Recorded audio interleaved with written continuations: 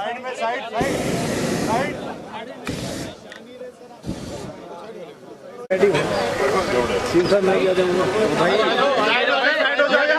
अरे साइड में आ जाओ भाई, पीछे खड़ा था पीछे पीछे आओ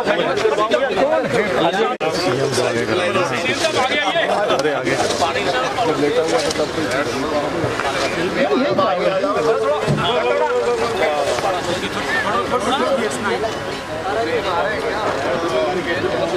ये सब थोड़ा आगे आ जाओ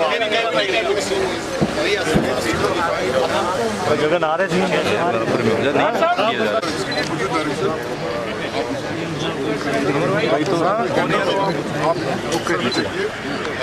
सर आगे आइए प्लीज। की जगह नहीं है तो यार, वहाँ पे उनकी जगह नीचे रखना है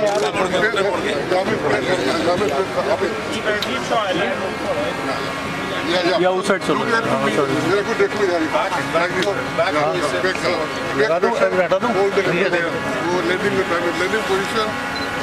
पायलट से landing position before landing, normal landing और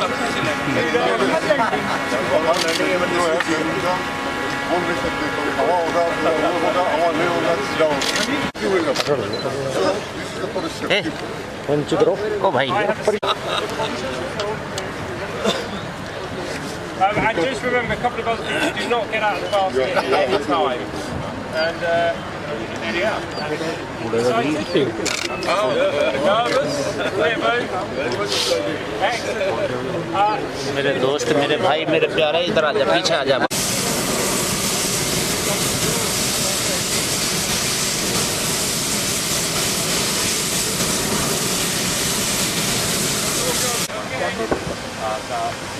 बोलो।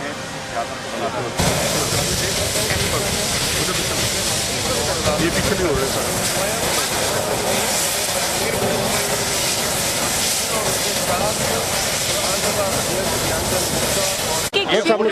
को बढ़ावा देने की दृष्टि से कई अलग अलग चीजें जो है उन्हें डेवलप किया जा रहा है। मोरनी और उसके आसपास के इलाकों में पहले आप देख सकते हैं वाटर स्पोर्ट्स का इनॉग्रेशन किया गया था और अब आप मुख्यमंत्री मनोहर लाल को हॉट एयर बलून सफारी में देख सकते हैं। आज से इसका इनॉग्रेशन जो है वो किया गया और इस हॉट एयर बलून में मुख्यमंत्री के साथ और पर्यटन मंत्री कपिल गुंजर इससे पहले आप पैराग्लाइडिंग, वाटर स्पोर्ट्स, इंदौर में ही यहाँ डेजर्ट सफारी और साथ ही जो है आप ये देख सकते हैं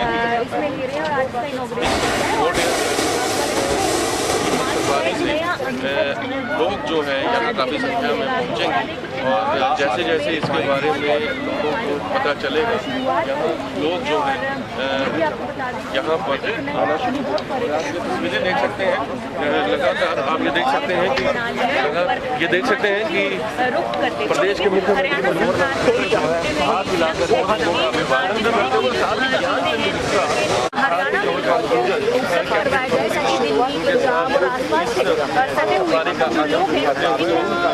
अरे यार ये भी आसपास के लोगों के लिए वीकेंड गेट अवे जो है वो बन सके और लोग यहाँ पर आकर इन रोमांचक जो एडवेंचर्स है इनका लुत्फ उठा सके। बहुत सी स्पोर्ट्स जो है एडवेंचरस स्पोर्ट्स प्रदेश के मुख्यमंत्री ने उद्घाटन किया और चाहे वो वाटर टूरिस्ट अलग अलग तरह के पैराग्लाइडिंग हो और अलग अलग तरह के यहाँ पर मौजूद है और पहली होटल बलून सफारी है इसका इनॉग्रेशन करते हुए पहली राइड जो है मुख्यमंत्री मनोहर लाल ने आज पिंजौर क्षेत्र से जो सफारी का जो यहाँ से स्टार्टिंग पॉइंट बनाया गया है वहाँ से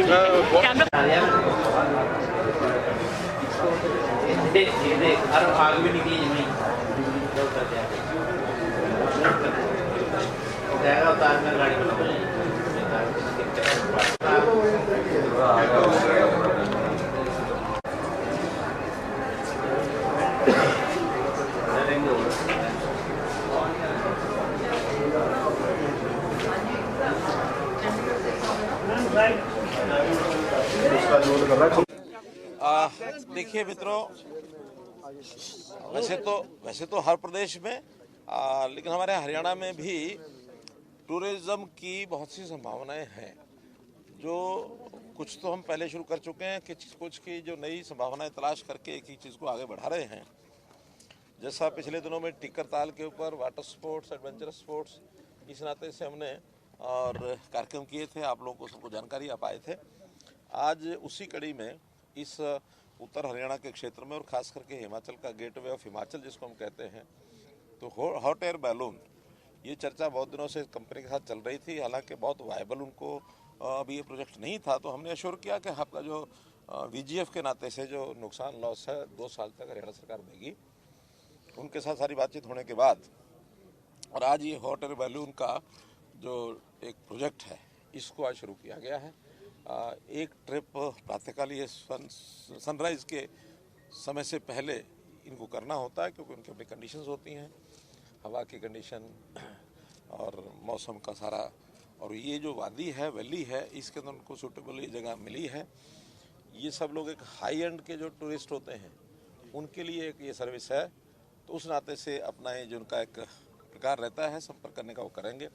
आज लॉन्चिंग के समय हम लोग, हमारे टूरिज्म मिनिस्टर और हमारे स्पीकर साहब, हमारे प्रमुख लोग जितने भी थे, 6 लोगों ने उसमें किया है और उसके अंदर अनुभव, बहुत अच्छे अनुभव आए हमारे। वास्तव में इस हॉट एयर बैलून का जो कंट्रोल उनका अपना होता है, वो अप डाउन का तो रहता है, कितना ऊपर ले जाना है, कितना नीचे करना है। साइड में जो आते जाते इनको ट्रैवल करना होता है, वो विंड की दिशा में ही वो करते हैं। अगर हवा अचानक बीच में चेंज कर दे अपना रास्ता, तो वो फिर उधर ही चल पड़ता है। हमारा भी जब ये विंड शुरू हुई तो उन्होंने पहले कहा कि एयर स्ट्रिप पर उतरेंगे, डायरेक्शन उधर की है, लेकिन बीच में ही रास्ता उन्होंने विंड के कारण से बदलना पड़ा और हमको कहा कि अब ये जाएगा गार्डन, मुगल गार्डन, जो अपना पिंजौर गार्डन। तो हमने अपनी गाड़ियाँ पिंजौर गार्डन मंगाई उतरने के लिए। एक 10 मिनट के बाद उनका नहीं, रास्ता फिर से हमारा उधर ही हो गया है, एयर स्ट्रिप की तरफ। तो लेकिन वो कुल मिला करके दोनों के बीच में हमें एक स्थान के ऊपर उतारा। इनको लैंडिंग और टेक ऑफ, इनकी मास्टरी होती है। ठीक जगह पर लैंडिंग करते हैं, जहाँ खाली जगह उसके ऊपर लैंड कर लिया, और बहुत नीचे भी ले आते हैं, जब पेड़ों के साथ भी अच्छा बहुत से जानवर, जंगली जानवर वो हमको देखने को मिले और बहुत अच्छा एक दृश्य मिला। घरों के ऊपर लोग छतों पर चढ़ गए हैं, वेव कर रहे हैं, उनके लिए एक नया अनुभव था। एक एडवेंचरस स्पोर्ट्स के नाते से एक कदम आज हमने बढ़ाया है और निश्चित रूप से इसका लाभ हरियाणा का कई दृष्टि से है। बहुत से लोगों को रोज़गार भी मिलता है इससे। कुछ जो हाई एंड टूरिस्ट हैं उनको इसमें चढ़ने के बाद आनंद भी मिलता है। और अब ये लगातार 2 साल तक अब चलेगी। हमने इसमें 72 लाख रुपया VGF 2 साल के लिए सैंक्शन किया। सर, आम लोगों के लिए कब से बुकिंग्स वगैरह इसकी स्टार्ट हो जाएंगी? क्या फेयर्स रहेंगे? हाँ, 13,000 रुपया पर ट्रिप का पर पर्सन, ये इनका भी जो टिकट का चार्जेस हैं। जैसे मैंने बताया बड़ा हाई एंड का है ये, लेकिन जिन लोगों को जो कैपेबल हैं इस बात के, जो जिनकी पॉकेट दे सकती है, वो अपना चलेंगे, चढ़ेंगे।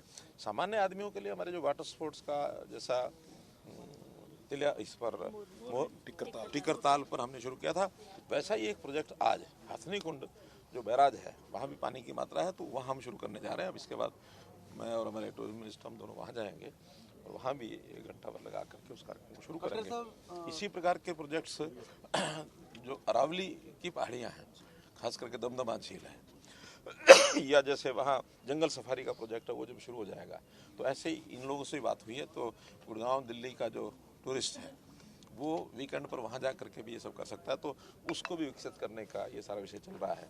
राखी गढ़ी है, उसका ये विषय चल रहा है। अब नई खुदाई एक ये जो हमारा अग्रोहा है वहाँ के लिए भी हमको परमिशन मिली है, तो बहुत से ऐसा अग्रोहा के क्षेत्र के अंदर प्राचीन समय के ऐसे जो चीज़ें हैं खुदाई के अंदर मिलने की संभावना है, तो वो सब करेंगे।